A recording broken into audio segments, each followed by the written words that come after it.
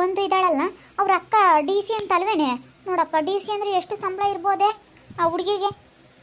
1 ಲಕ್ಷದ ಮೇಲಿರುತ್ತೆ. D C ಅಂದ್ರೆ ಏನು ಸುಮ್ಮನೆನಾ?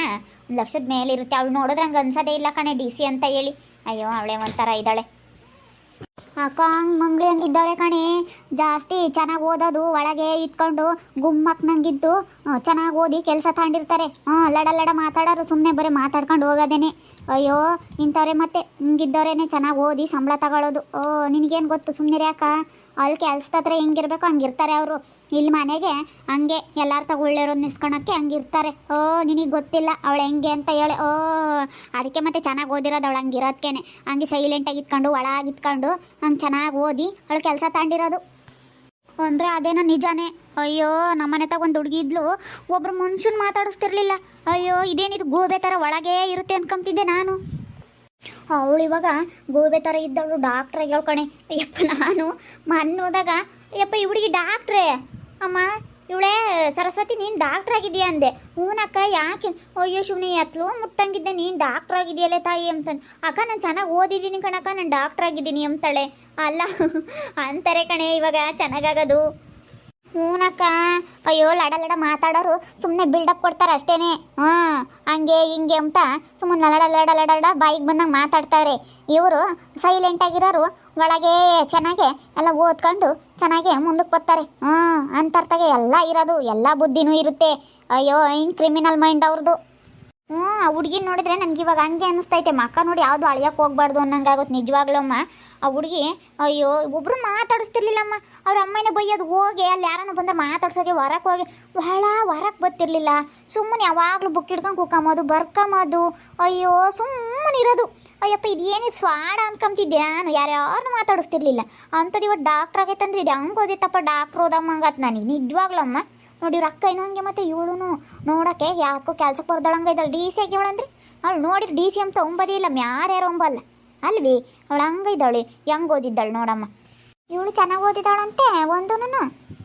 ಇವಳು ಚೆನ್ನಾಗಿ ಓದಾಳಮ್ಮ. ಏನಾನ ಕೆಲ್ಸಕ್ಕೆ ಹೋಗ್ಬೋದು ಅಲ್ಲ, ಏನಾನ ಸುಮ್ಮನೆ ಅತ್ತ ಓದ್ ಮನೆ ಕುತ್ಕೊಂಡ್ರೆ ವೇಸ್ಟು. ಸುಮ್ಮನೆ ಓದ್ಲೂಬಾರ್ದು, ಓದ್ ಮನೆ ಕುತ್ಕೊಂಬಂಗಿದ್ರೆ.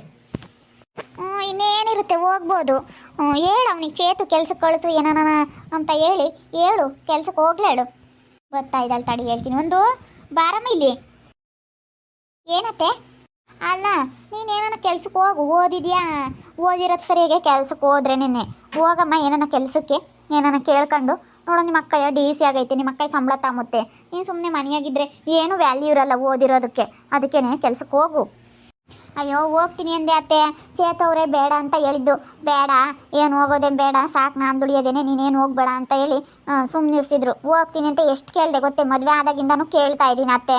ಮನೆಗಿದ್ರೆ ಸುಮ್ಮನೆ ಯಾಕೆ ಬೇಜಾರತ್ಲಾಗೆ ಕೆಲ್ಸಕ್ಕೆ ಹೋಗ್ತೀನಿ. ಒಂದು ಕೆಲಸ ಇರಬೇಕು ಮನುಷ್ಯ ಅಂದಮೇಲೆ. ಒಂದು ಕೆಲಸ ಇದ್ರೇನೆ ಸುಮ್ಮನೆ. ಇಲ್ಲಾಂದರೆ ಮನುಷ್ಯ ಕೆಲಸ ಇಲ್ಲಾಂದರೆ ಸೋಂಬೇರಿ ಆಗ್ತಾನೆ ಅಂತ ನಾನು ಎಷ್ಟು ಹೇಳ್ತಾ ಇದ್ದೀನಿ, ಕೇಳ್ತಾನೆ ಇಲ್ಲ ಅವರು. ನೀವಾದರೂ ಹೇಳಿ ಅತ್ತೆ ಅವ್ರಿಗೆ, ಕೆಲ್ಸಕ್ಕೆ ಹೋಗ್ತಾಳಂತೆ ಕಳಿಸಪ್ಪ ಅಂತ ಹೇಳಿ. ಮತ್ತು ನಿಮ್ಮ ಅಕ್ಕ ನೋಡು ಡಿ ಸಿ ಆಗೈತೆ, ಕೆಲ್ಸಕ್ಕೆ ಹೋಗಿ ಹೆಂಗೆ ಸಂಬಳ ತಾಮುತ್ತೆ. ನೀನು ಮನೆಯಾಗಿದ್ದರೆ ನಿಮ್ಮ ಅಕ್ಕನ ಎದುರಿಗೆ ನೀನು ಕೀಳಾಗ್ಬಿಡ್ತೀಯ.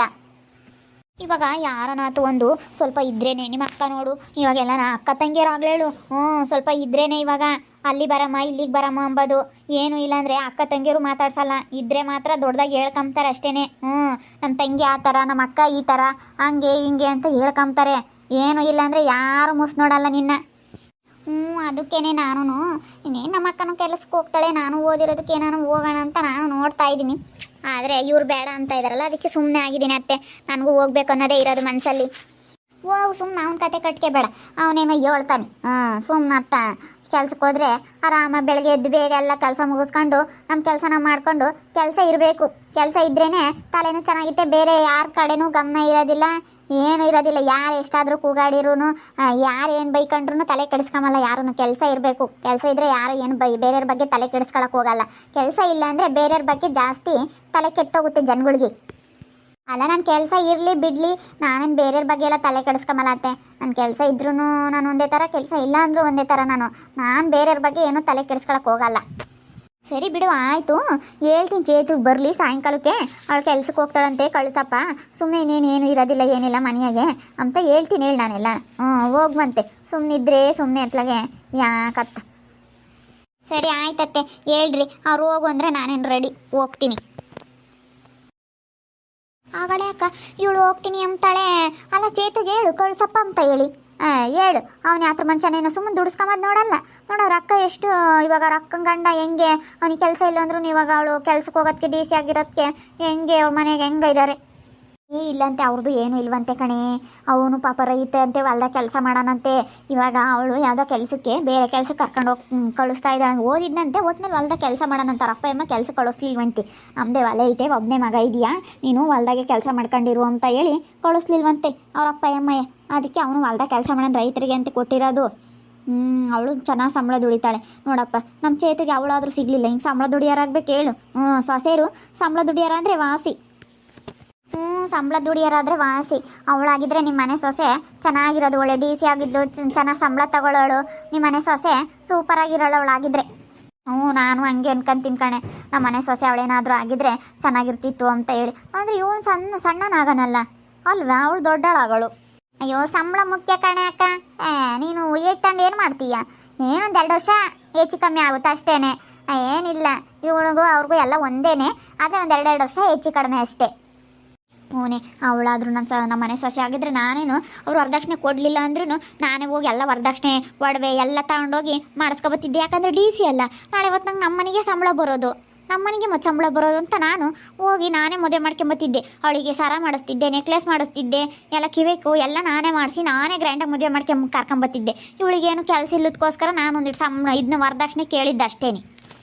ಇನ್ನೇನು ಮಾಡೋಕ್ಕಾಗಲ್ಲ ಬಿಡು, ಅವ್ರ ಹಣೆ ಬಾರ ಆಗೈತಿ. ಇವಾಗ ಇನ್ನೇನು ಸಂಬಳ, ಇವಳು ಕೆಲ್ಸಕ್ಕೆ ಹೋದ್ರೆ ಇವಳಿಗೆ ಒಂದು 35-40 ಸಾವಿರ ಸಂಬಳ ಕೊಡ್ತಾರೆ ಅನಿಸುತ್ತೆ ಇವಳು ಓದಿರೋದಕ್ಕೆ.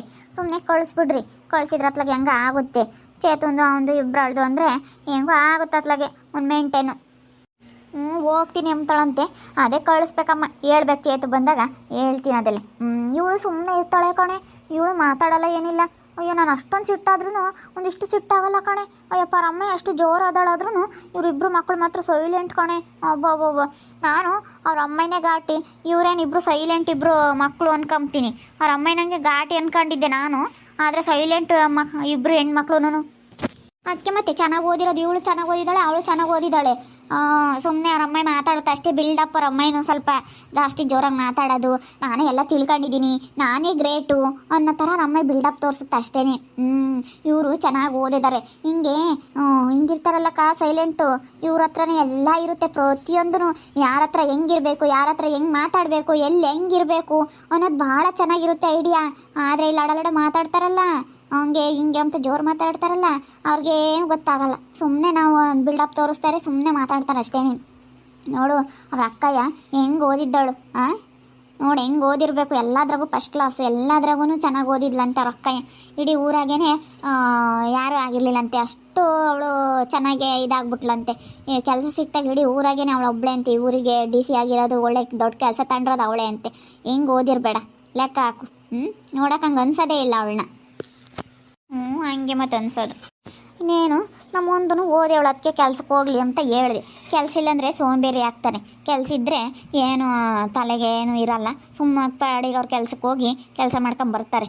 ನೋಡ್ತಾ ಇರ್ರಿ, ನೆನೇನಾಗ್ಬೋದು ಅಂತ ಮುಂದಿನ ಭಾಗದಲ್ಲಿ ನೋಡ್ತಾ ಇರ್ರಿ. ಹಾಗೆ ವಿಡಿಯೋ ಬಗ್ಗೆ ನಿಮ್ಮ ಅಭಿಪ್ರಾಯನ ಕಮೆಂಟ್ ಮಾಡಿ ತಿಳಿಸಿ. ಹಾಗೆ ವಿಡಿಯೋ ಎಷ್ಟಾಗಿದ್ದರೆ ಲೈಕ್ ಮಾಡಿರಿ. ಇನ್ನೂ ನಮ್ಮ ಚಾನಲ್ನ ಯಾರು ಸಬ್ಸ್ಕ್ರೈಬ್ ಮಾಡ್ಕೊಂಡಿಲ್ಲ, ತಪ್ಪದೆ ಈ ಕೂಡಲೇ ಸಬ್ಸ್ಕ್ರೈಬ್ ಮಾಡ್ಕೊಳ್ರಿ. ಹಾಗೆ ನಿಮ್ಮ ಸ್ನೇಹಿತರಿಗೆ ಎಲ್ಲರಿಗೂ ವಾಟ್ಸಪ್ ಫೇಸ್ಬುಕ್ ಮುಖಾಂತರ ವಿಡಿಯೋನ ಶೇರ್ ಮಾಡಿ.